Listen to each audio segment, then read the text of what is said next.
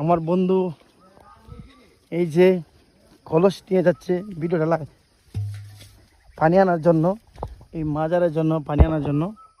মাজার সংস্থা করতাম আমরা, এই যে মাজারের কাজ করার জন্য পানি নিয়ে প্রচুর নিচ থেকে, অনেক নিচ থেকে বাবারে। ও মাই গড, যে নিচ রে। জায়গাটা উঠতে খবর হইব, হ্যাঁ জায়গাটা উঠতে খবর হইব বলছিলে ওস এলা কিছু কাপি হয়েছিল। ওয়াও, কি জায়গা রে।